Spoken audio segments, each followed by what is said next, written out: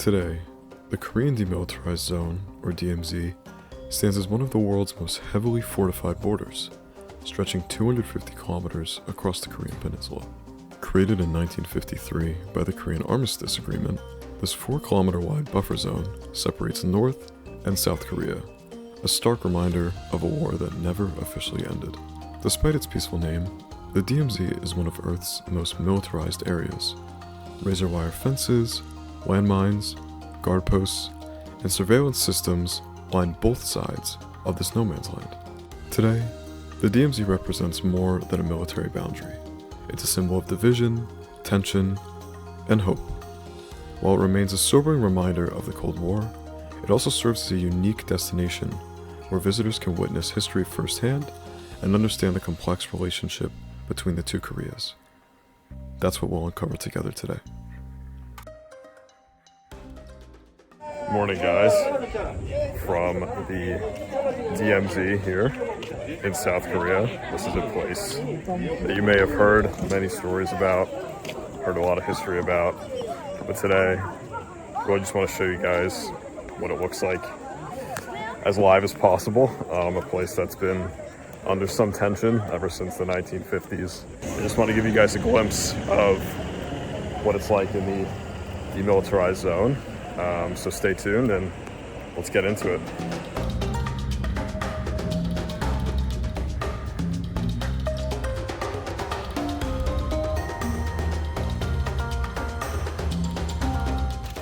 So we're literally less than 5 miles from North Korea, and there's an amusement park. It's so interesting.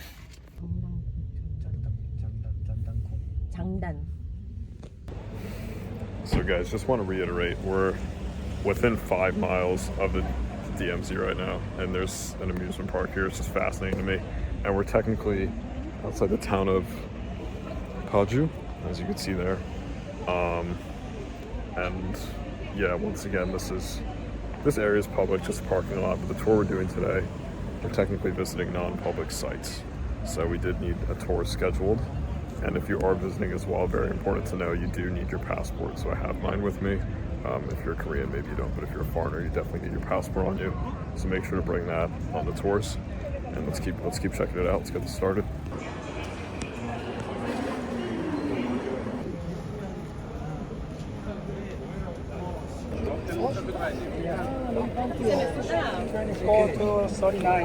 So guys, Jose just told me that apparently they ask for your passport if you decide to go to North Korea for some reason, or if you get captured by a North Korean soldier, then they know who they caught, which is, I guess, a possibility. A bit concerning, but you know, better safe than sorry. Yeah, another thing to mention, guys, as we're driving here, is because of an incident that happened with North Korea literally blowing up some roads and railroads last week. A lot of the tours were canceled and then pushed back into this week, so we're very lucky. We've gotten 4 tickets for a tour today, so definitely not taking it for granted. 저희가 지금 가는 길에 왼쪽으로 11시 방향에 지붕만 지금 살짝 보이는 곳이 있는데요. 저기는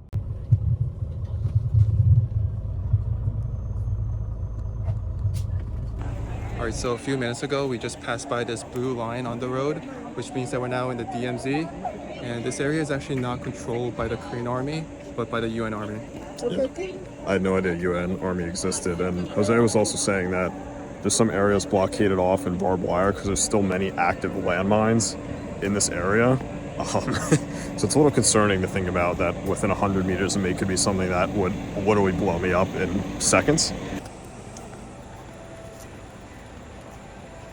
So guys, we're entering now into the 3rd tunnel walkway, and this is actually one of the tunnels that South Korea discovered that North Korea was building to basically do a full-on invasion into Seoul. And they found 4 of these tunnels, actually so far between 1973 and 1990. So it's very possible that there's still a bunch more out there somewhere. So guys, just to continue about the 3rd tunnel, one of the tour ladies was telling us that the tunnel is actually going to go as close as 170 meters to the North Korean border, so that's probably the closest we'll be all day today.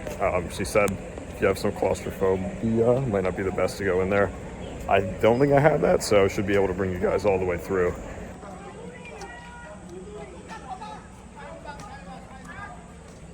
Guys, just to continue with the theme of everything being cutified, if that's even a word, you already have here what I presume are North Korean soldiers, man and woman, and even they look cute, man.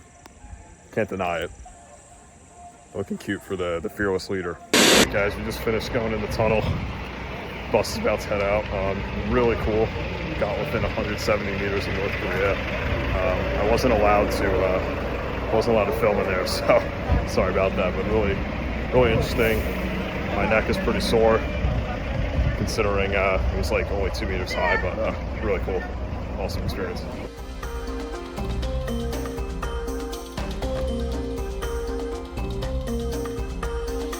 So guys, we've arrived at the Dora Observatory. You can see behind me here, this is actually the old observatory that closed down. I'm not sure what time. I'll put the year up.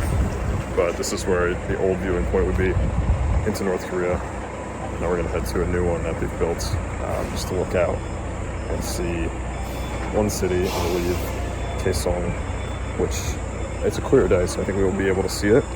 Is almost a bit of a makeshift city, I believe, to show that the living conditions are better than reality on the North Korean side. And then there's another city, I think, further in the distance as well, that we may be able to see, which is more of a realistic view of North Korea today. So hopefully I can maybe get a shot for you guys. I'm not sure if I'll be allowed to. If not, I'll try to put some image up from Google or something just to give you the idea. But yeah, let's check it out.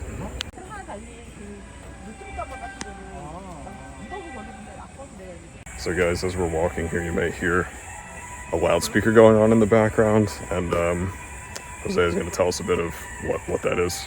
Yeah, so basically the Korean army is blasting this Korean song under loudspeakers to basically entice the North Korean soldiers who are guarding the line to potentially come over to our side.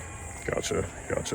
Yeah, just they could hear a bit of the southern, music and a little glimpse of the experiences that they could have here through the loudspeakers. So we're not exactly sure what they're saying, but very interesting nonetheless. A little tidbit for you guys.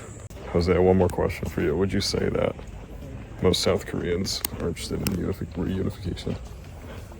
They are, but it's highly unlikely because of the recent military actions, and especially the trash that they're sending over through the balloons. Yeah. So, not likely. Makes sense. Yeah.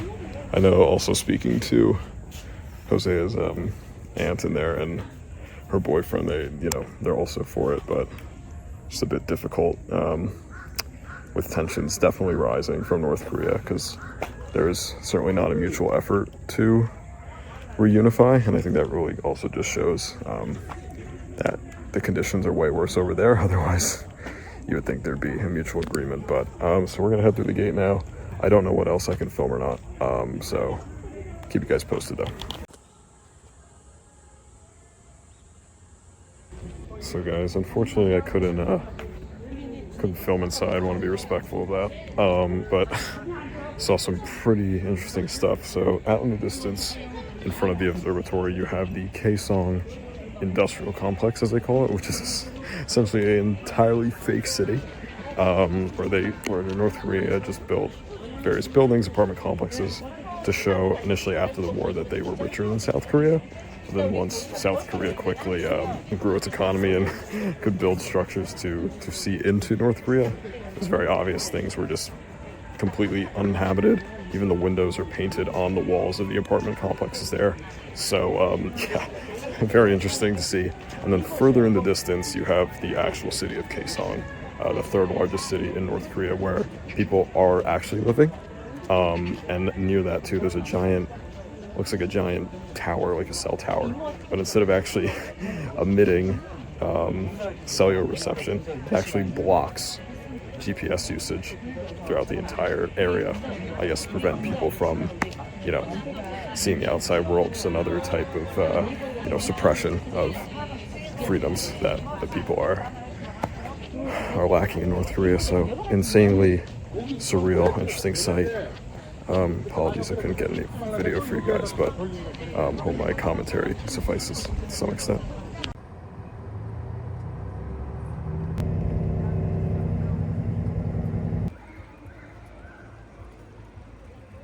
Alright guys, I'm back where we started the tour today of the DMZ. Hope you guys enjoyed seeing a little glimpse inside what it looks like today, almost 70 years later after the Korean War armistice was signed. And yeah, that's pretty much it. Hope you guys enjoyed again, and I'll see you in the next one. Peace.